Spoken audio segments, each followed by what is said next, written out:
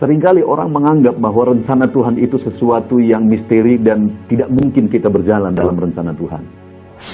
Kenapa? Karena mungkin saudara pernah mendengar firman Tuhan yang berkata bahwa seperti tingginya langit dari bumi, demikianlah tingginya rancanganku dari rancanganmu, jalanku dari jalanmu. Ayat ini adalah ayat yang seringkali salah tafsirkan. Ayat ini seringkali dipakai untuk menyerang atau menghakimi. Shalom saudara, bertemu kembali di channel RPG, Renungan Penyejuk Jiwa. Renungan harian yang dibuat untuk setiap anak-anak Tuhan, untuk menolong setiap anak-anak Tuhan berjalan berdasarkan prinsip-prinsip kebenaran firman Tuhan setiap harinya. Apakah saudara rindu mendapatkan seri renungan baru setiap harinya dari channel renungan ini? Kalau saudara rindu, lihat tombol subscribe di layar saudara. Kalau masih berwarna merah, silakan ditekan, dan ditekan juga tanda loncengnya. Maka setiap hari saudara akan mendapatkan seri renungan baru dari channel renungan ini. Saudara, video ini adalah video kedua, masih dalam topik berjalan dalam rencana Tuhan setiap harinya. Saudara, sebelum kita akan melanjutkan membahas topik ini selanjutnya, sebelumnya kita akan mendengarkan sebuah lagu penyembahan yang akan memberkati kita semua. Selamat mendengarkan.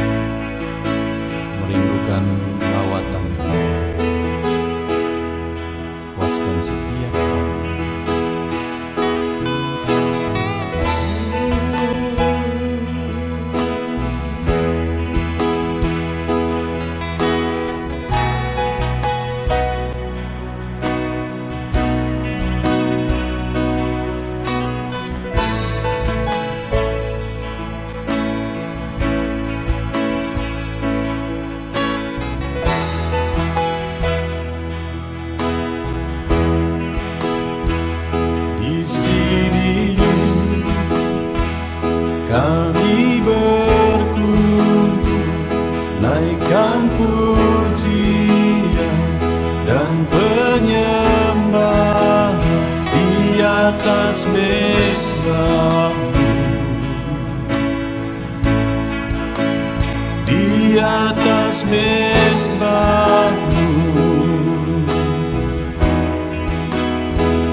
Di sini kami berkumpul, segenap hati, segenap jiwa, rindu hadirat-Mu.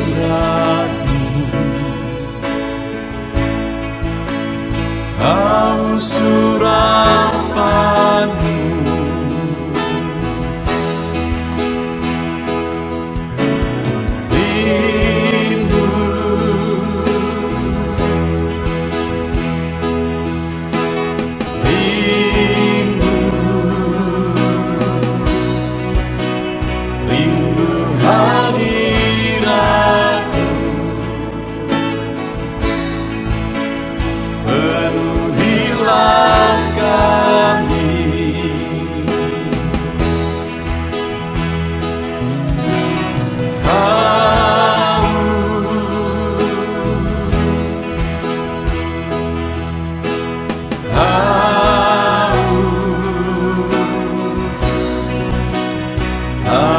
surapan-Mu,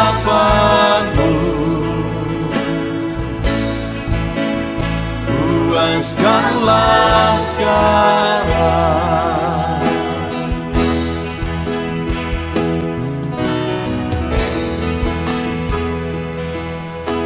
Kami rindu Tuhan, kami haus Engkau Bapa. Hanya Engkau yang sanggup memuaskan kami. Puaskan setiap hati kami, Tuhan. Di sini kami berkumpul, segenap hati, segenap jiwa, rindu hadirat-Mu.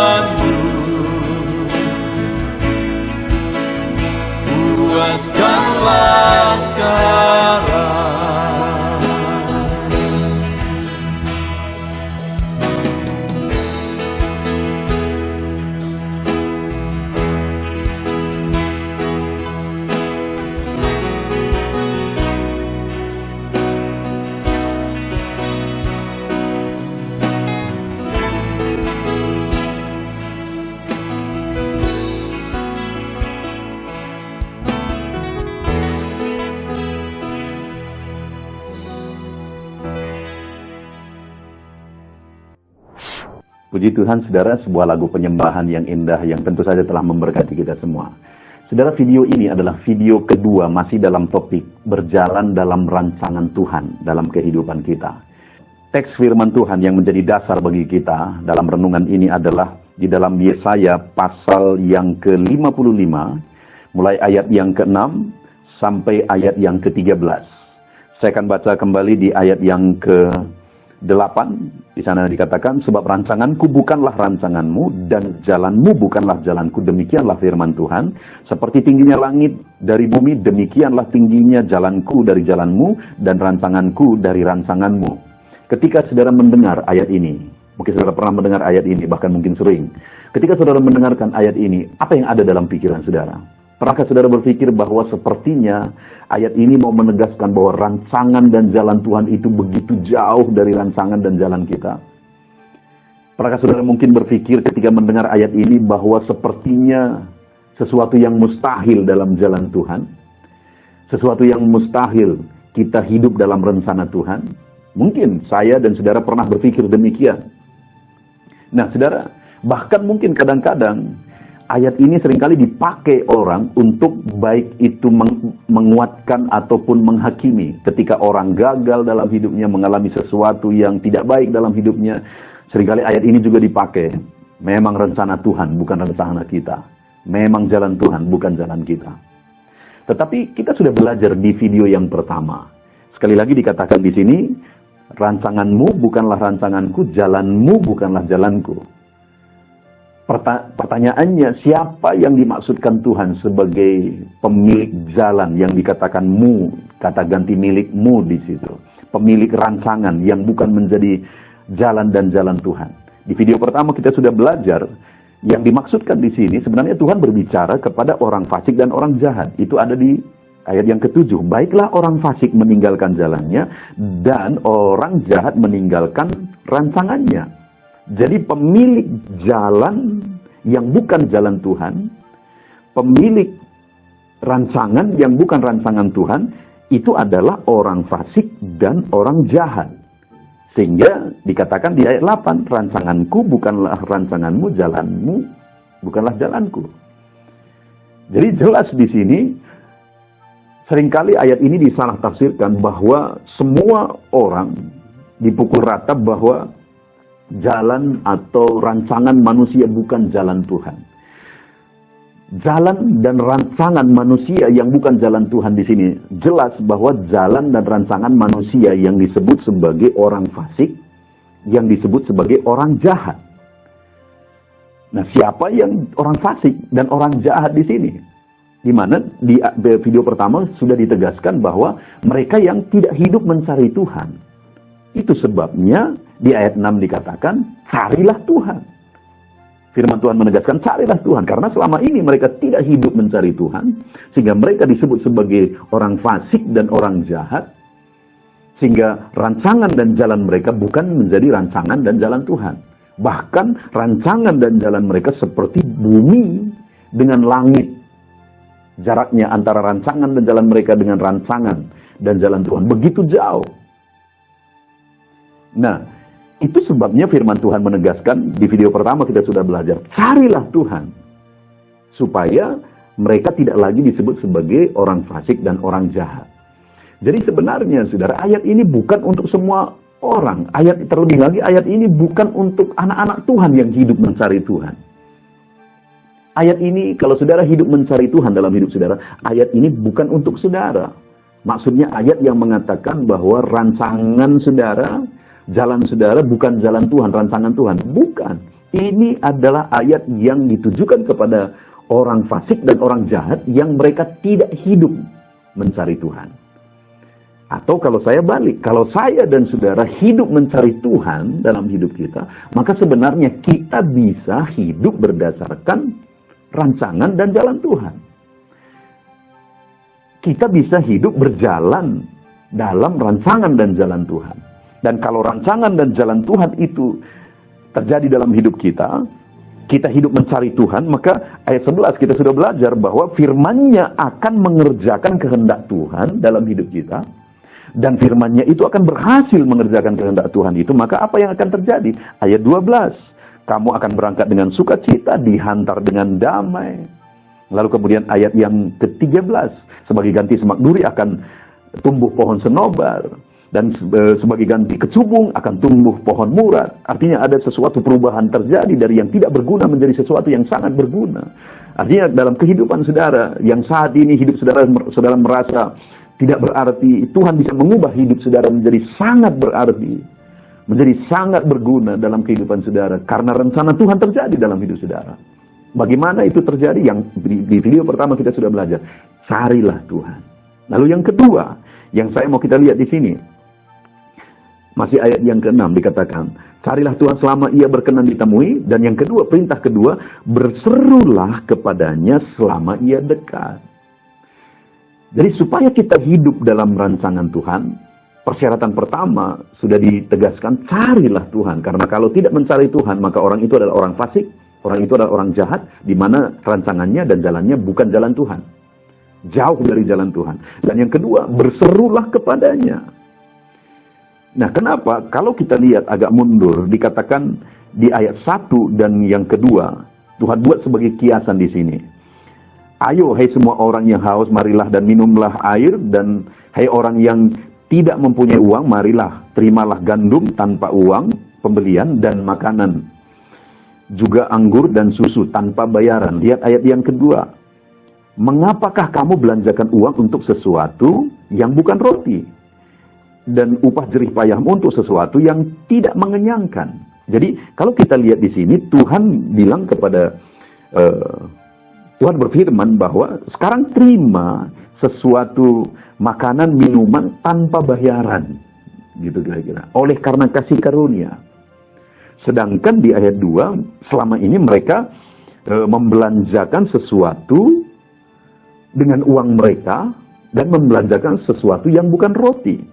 Dan mereka menggunakan upah jerih lelah mereka di ayat 2 itu untuk sesuatu yang tidak mengenyangkan. Artinya sebenarnya gambaran ini mau menegaskan bahwa selama ini mereka menggunakan apa yang mereka miliki, mengandalkan apa yang mereka miliki untuk mendapatkan sesuatu yang tidak berguna. Atau dengan kata lain, mereka mengandalkan kekuatan dan apa yang mereka miliki untuk perkara-perkara dunia, mendapatkan perkara dunia yang Tuhan kontroversikan dengan yang bisa Dia beri, sesuatu yang mengenyangkan, sesuatu yang asli, sesuatu yang sesungguhnya. Artinya, saudara, yang kedua yang ditegaskan di sini, ketika Tuhan berkata berserulah kepadanya, karena selama ini mereka mengandalkan apa yang mereka miliki untuk mendapatkan sesuatu yang tidak berguna. Dan Tuhan mau supaya manusia berseru kepadanya, mengandalkan Dia untuk mendapatkan belas kasihannya, kasih karunia-Nya. Karena di ayat 1 dikatakan untuk tidak perlu bayaran, untuk mendapatkan sesuatu yang Dia berikan dengan kasih karunia tanpa bayaran, katanya. Artinya kita perlu berseru, mengandalkan Tuhan, berharap kepada Tuhan, menjadikan Dia sebagai sumber atas segala yang kita rindukan, atas segala yang kita butuhkan dalam kehidupan kita. Dan dikatakan itu akan kita dapat dengan kasih karunia tanpa bayaran. Tuhan mau menegaskan ketika Dia berkata berserulah kepadanya, Tuhan mau menegaskan sebenarnya di sini adalah berharaplah kepada Tuhan. Berharaplah kepada kasih karunia Tuhan, bukan berdasarkan potensi yang kumiliki, sekalipun potensi itu bisa digunakan oleh Tuhan, tetapi bukan itu yang kita andalkan. Dan bukan juga untuk mendapatkan sesuatu yang tidak berguna, tetapi mendapatkan sesuatu yang berguna dari Dia dengan kasih karunia-Nya. Jadi makna dari berseru kepadanya ini sebenarnya adalah andalkan Tuhan, harapkan Tuhan. Bukan berdasarkan apa yang dimiliki, potensi yang dimiliki untuk mendapatkan perkara-perkara dunia. Itu yang membuat mereka tidak berjalan dalam rancangan Tuhan dan jalan Tuhan. Tetapi kalau kita berharap kepada Tuhan, berharap kasih karunia Tuhan, maka dengan demikian dikatakan lagi ayat 11. Maka demikianlah firman Tuhan, demikianlah firmanku yang keluar dari mulutku. Ia tidak akan kembali kepadaku dengan sia-sia, tetapi ia akan melaksanakan apa yang ku kehendaki dan akan berhasil dalam apa yang kusuruh kepadanya.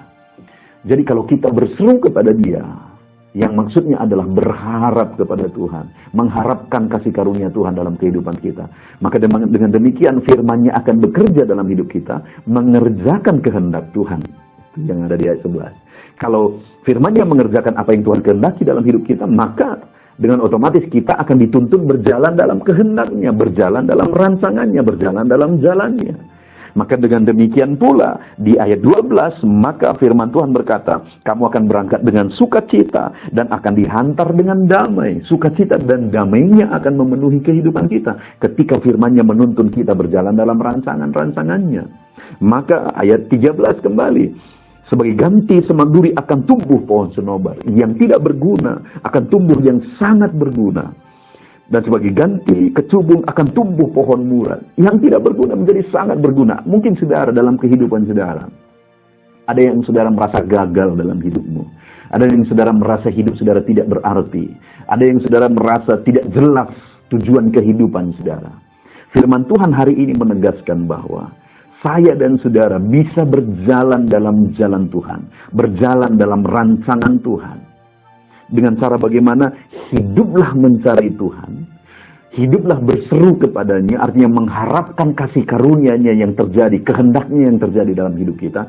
Maka dengan demikian firman-Nya akan bekerja dalam hidup kita, bekerja untuk mengerjakan kehendak Tuhan dalam hidup kita. Dan di ayat 11 dikatakan bahwa firman-Nya itu akan berhasil mengerjakan kehendak Tuhan dalam kehidupan kita. Maka dengan demikian damai Tuhan, sukacita Tuhan memenuhi hidup kita. Dan apa yang tidak berguna akan diubah menjadi sangat berguna.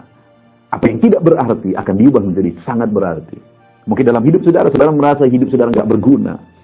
Dengar, kalau saudara hidup mencari Tuhan, kalau saudara hidup berseru dan mengharapkan kasih karunia Tuhan dalam kehidupan saudara, yang tidak berarti itu bisa diubah menjadi sangat berarti. Mungkin saudara tidak jelas tujuan kehidupan saudara. Dengar, saudara bisa hidup menggenapi rencana Tuhan dalam hidup saudara.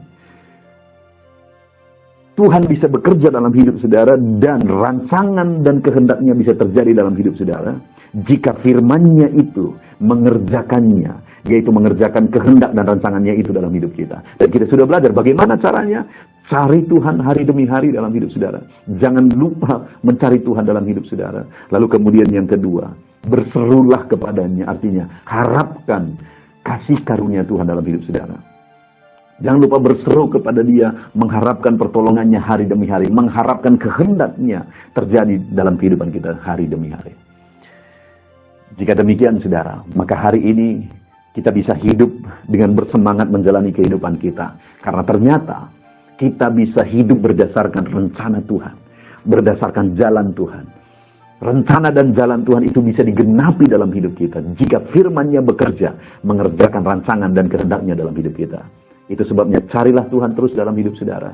Itu sebabnya berserulah kepada Tuhan, artinya harapkan kasih karunia Tuhan dalam hidup saudara. Jangan andalkan, sekalipun kita perlu potensi yang ada dalam hidup kita, sumber daya yang ada dalam hidup kita, fasilitas dan sebagainya, jangan andalkan itu. Tetapi tetap harapkan kasih karunia Tuhan dalam kehidupan kita. Maka rancangan saudara, jalan saudara akan berjalan beriringan dengan rancangan dan jalan Tuhan. Sehingga perkara besar akan terjadi, perubahan besar akan terjadi dalam hidup kita. Sesuai dengan ayat 13. Semak duri akan diubah menjadi pohon senobar, digantikan dengan pohon senobar. Artinya yang sangat berguna dari yang tidak berguna. Puji Tuhan saudara, Tuhan memberkati kita. Berjalanlah terus dalam kehendak Tuhan, berjalanlah terus dalam rancangan Tuhan. Kita sama-sama berdoa. Terima kasih Bapa di sorga. Hari ini kami bersyukur kami kembali sudah belajar firman-Mu. Kami tahu kami hidup hanya sekali dan kami tidak mau hidup kami gagal Tuhan. Kami mau berjalan dan melangkah seturut dengan rancangan-Mu, seturut dengan jalan-Mu. Dan hari ini firman-Mu mengajari kami supaya kami hidup mencari Tuhan. Semakin kami lupa mencari Engkau, jauh dari hidup persekutuan dengan Tuhan, hidup mencari Tuhan, maka kami juga akan semakin jauh dari rancangan-Mu. Kami mau berjalan dalam rancangan-Mu ya Tuhan. Itu sebabnya kami akan terus mencari Tuhan. Kami akan berseru kepada Tuhan dan mengharapkan kasih karunia-Mu digenapi dalam hidup kami. Berkati setiap anak-anak-Mu Tuhan untuk tetap hidup berdasarkan rancangan dan jalan-Mu. Terpujilah nama Tuhan, kami bersyukur buat firman-Mu. Di dalam nama Tuhan Yesus Kristus kami berdoa. Amin. Puji Tuhan saudara, tentunya renungan penyejuk jiwa hari ini sudah menjadi berkat bagi setiap saudara yang menyaksikan.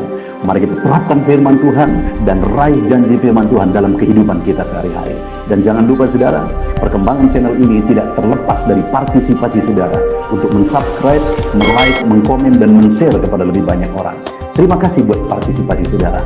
Tuhan Yesus memberkati.